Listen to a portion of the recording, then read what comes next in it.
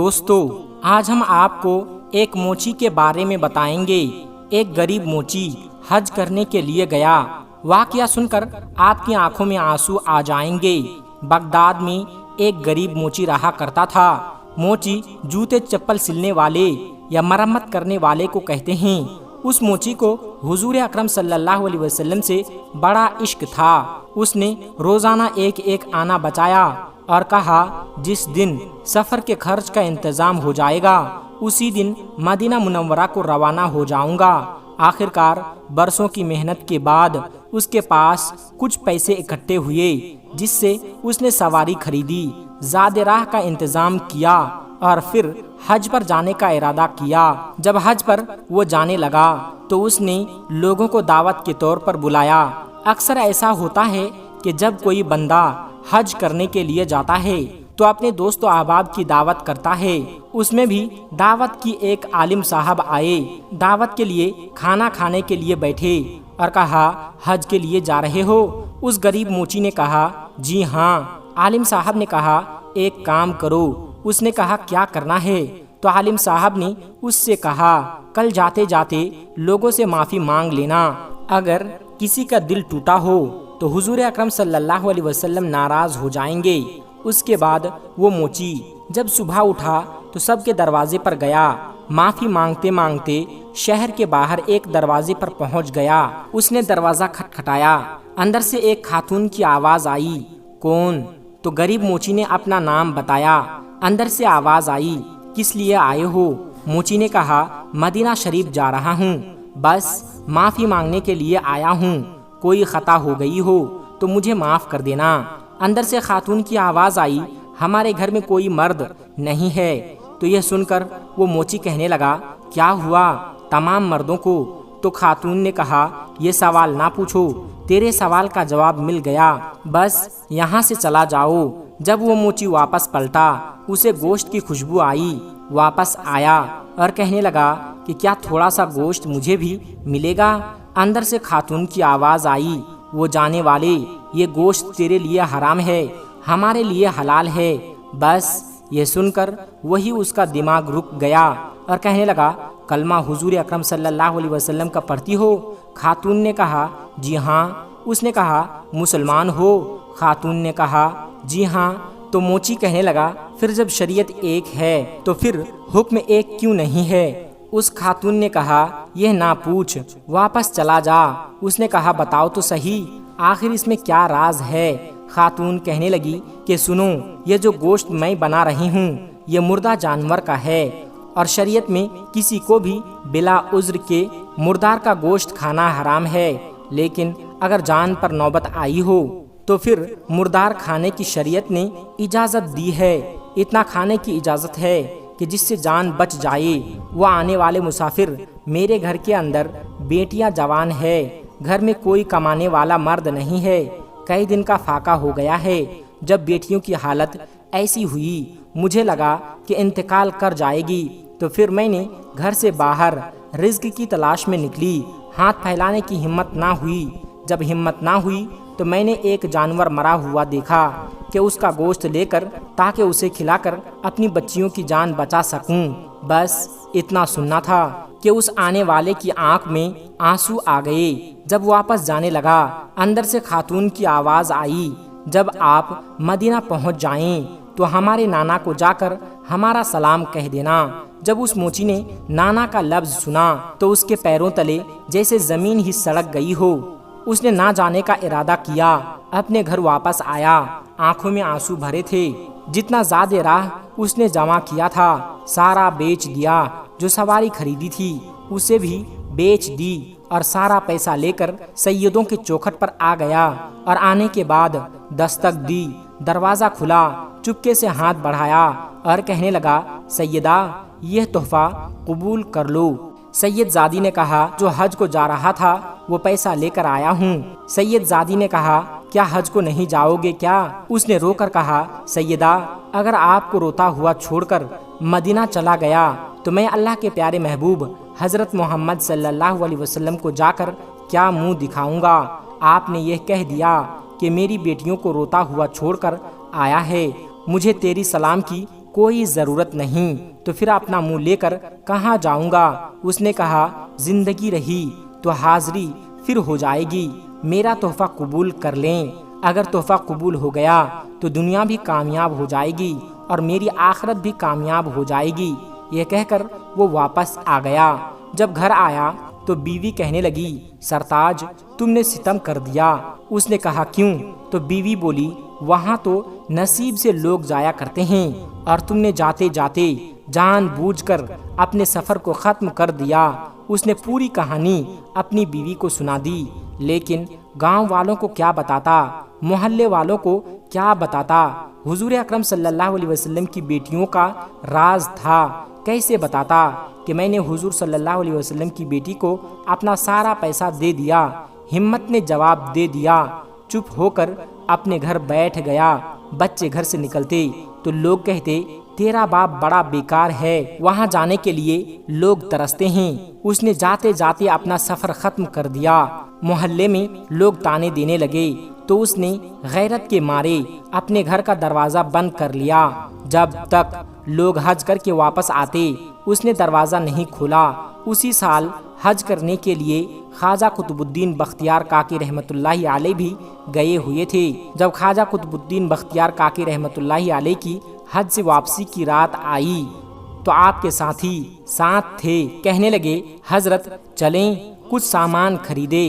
یادگار کے طور پر خواجہ قطب الدین بختیار کاکی رحمۃ اللہ علیہ کہنے لگے سامان خریدنا ہو تو خرید لو، یہ رات کعبے کے صحن میں بیٹھ کر گزاروں گا، خدا جانے دوبارہ یہ حرم دیکھنا نصیب بھی ہوگا یا نہیں۔ یہ کہہ کر وہ حرم شریف میں عبادت کے لیے بیٹھ گئے۔ رات کے دوپہر یعنی 2 حصے گزر گئے۔ خواجہ قطب الدین بختیار کاکی رحمۃ اللہ علیہ فرماتے ہیں کہ آسمان سے 2 فرشتے اترے اور آپس میں باتیں کرنے لگے۔ کہا اس سال کتنے لوگ حج کرنے کے لیے آئے تھے؟ ایک نے کہا 2 لاکھ لوگ آئے تھے۔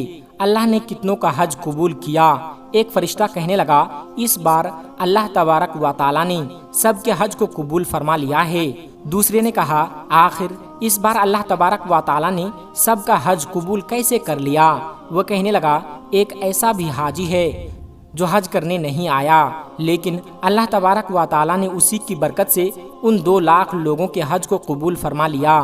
خواجہ قطب الدین بختیار کاکی رحمۃ اللہ علیہ کہتے ہیں میرے دل میں حسرت پیدا ہو گئی، بھلا ایسا کون ہے جو چل کر مدینے تک نہ آیا، جس نے حرم کا طواف بھی نہ کیا اور اس کے لیے آئے بغیر اس کی برکت سے اللہ تبارک و تعالی نے 2 لاکھ لوگوں کے حج کو قبول کر لیا۔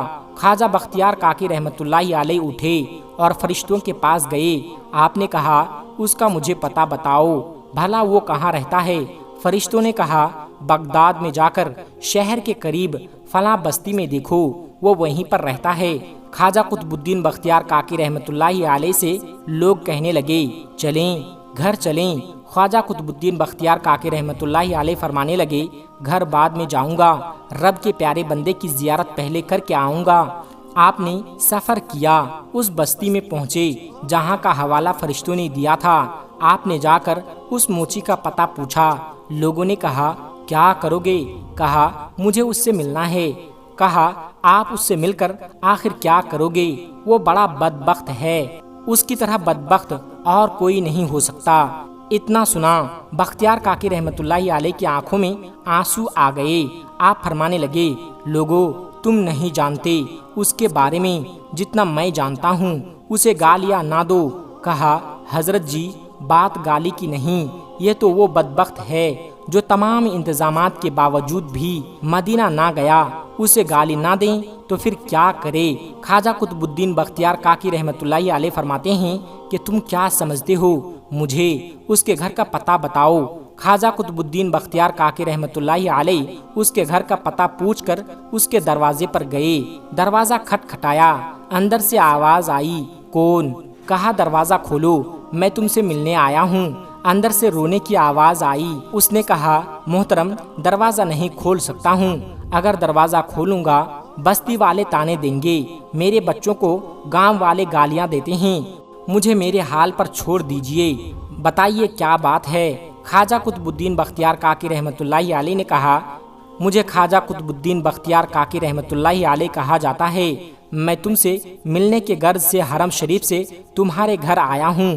اتنا سننا تھا کہ اس موچی نے کہا، حضرت بس آپ کو آنے کی اجازت ہے، کوئی اور اندر نہ آنے پائے۔ انہوں نے کہا، میں وعدہ کرتا ہوں میں اکیلا آؤں گا، میرے ساتھ کوئی اور نہیں آئے گا۔ جب آپ نے یہ فرمایا اس نے دروازہ کھول دیا، آپ اندر تشریف لے گئے۔ اس کے قدم چومنا چاہتے تھے، اس کی چیخ نکل گئی اور وہ کہنے لگا، حضرت میں پاپی ہوں، لوگ مجھے بہت بڑا بدبخت اور گنہگار کہتے ہیں، آپ میرے قدم کیوں چوم رہے ہیں؟ اتنا سننا تھا۔ خواجہ بختیار کاکی رحمۃ اللہ علیہ فرماتے ہیں، اے اللہ کے بندے بتا تو صحیح، تیری کون سی نیکی ہے جو تو اپنے گھر میں بیٹھے بیٹھے کر گیا ہے؟ کون سی عبادت تو نے کی ہے جس کے بدلے میں اللہ تبارک و تعالی نے اس سال 2 لاکھ حاجیوں کا حج قبول فرما لیا ہے؟ اتنا سننا تھا اس کی چیخ نکل جاتی، رو کر کہنے لگا، حضرت جی یہ بات دوبارہ مت کہنا، ابھی تو گاؤں والے گالیاں دے رہے ہیں، پھر گھر میں آ کر مجھے ماریں گے بھی۔ خواجہ بختیار کاکی رحمۃ اللہ علیہ کہنے لگے، سن، میں نے اپنے کانوں سے سنا ہے، خدا نے تیری برکت سے اس سال 2 لاکھ حاجیوں کا حج قبول فرما لیا ہے۔ اتنا سننا تھا وہ رو کر کہتا ہے، حضور آپ واپس چلے جائیں، میری بستی میں یہ بات کسی کو نہ بتانا کہ اللہ تبارک و تعالی نے میرے اس عمل کے بدلے میں، تیری اس نیکی کے بدلے میں 2 لاکھ حاجیوں کے حج کو قبول فرما لیا ہے۔ اس نے قسم دے کر خواجہ بختیار کاکی رحمۃ اللہ علیہ کو واپس کر دیا، مگر خیال تھا، یا اللہ یہ کیا ہو گیا، میں تو حج کو گیا بھی نہیں، میرے بدلے میں 2 لاکھ حاجیوں کا حج کیسے قبول ہو سکتا ہے؟ یہ سوچتے سوچتے اس کی آنکھ لگ گئی۔ اس کے خواب میں اللہ تبارک و تعالیٰ کے پیارے محبوب حضرت محمد تشریف لاتے ہیں۔ وہ غلام بستر سے اٹھتا ہے، حضور اکرم صلی اللہ علیہ وسلم کے قدموں کو تھام لیتا ہے اور عرض کرتا ہے، یا رسول اللہ صلی اللہ علیہ وسلم آپ نے آنے کی زحمت کیوں کی؟ آپ اشارہ فرما دیتے، اٹھ کر آپ کی بارگاہ میں حاضر ہو جاتا۔ مصطفیٰ صلی اللہ علیہ وسلم فرماتے ہیں، تو نے حج پر جاتے وقت اپنے حج کا سارا پیسہ میری بیٹی کے قدموں میں لٹا دیا۔ جب یہ بات بختیار کاکی رحمۃ اللہ علیہ نے تجھے بتایا، تجھے یقین نہیں ہو رہا تھا۔ اس کے بعد حضور اکرم صلی اللہ علیہ وسلم نے خواجہ بختیار کاکی رحمۃ اللہ علیہ کی ایک ایک بات کو صحیح بتایا۔ سبحان اللہ۔ دوستو، امید کرتے ہیں آج کی ہماری یہ ویڈیو آپ کو ضرور پسند آئی ہوگی۔ آج کی ویڈیو سے آپ نے کیا سیکھا اور اس غریب موچی کے بارے میں آپ کی کیا رائے ہے؟